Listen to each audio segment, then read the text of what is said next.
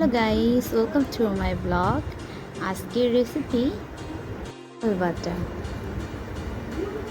বর্ষা মৌসুমে মুখের টেস্টটাই যেন নষ্ট হয়ে, মুখের টেস্টটা বাড়ানোর জন্য কিছু রেসিপি করা যাক। তাই আজ আমি নিয়ে এসেছি একটি দারুণ রেসিপি, বিচি বাটা। এই এই বাটা খেতে এত টেস্টি যে এক থাল ভাতও খেয়ে ফেলা যাবে। আর এই বর্ষা মৌসুমে তো এই বাটার তো তুলনা নেই। এই বাটার রেসিপিটা দেখে নেওয়া যাক। আমাদের লাগবে কাঁঠালের বিচি, ভালোভাবে ছুলে নিয়ে ধুয়ে নিতে হবে।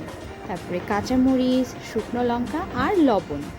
এরপর কড়াইয়ে তেল গরম করে এই বিচিগুলো ছোটো ছোটো করে কেটে নিয়ে ভেজে নিতে হবে।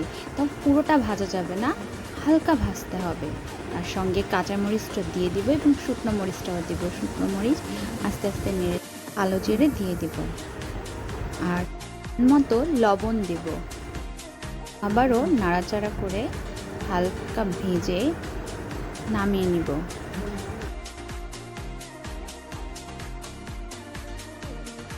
এরপর শিলপাটায় বেটে নিলেই হয়ে যাবে আমাদের কাঁঠালের বিচি বাটা।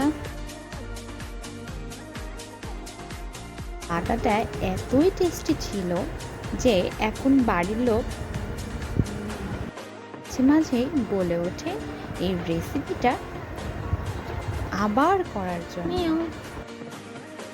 এখন তো আমার এই রেসিপিটা দেখেই আমার ক্ষুধা লেগে গেছে, কারণ এই কাঁঠালের বিচি বাটা এতটাই টেস্টি ছিল যে আমি এক থাল ভাতই পুরোটা খেয়ে ফেলেছি।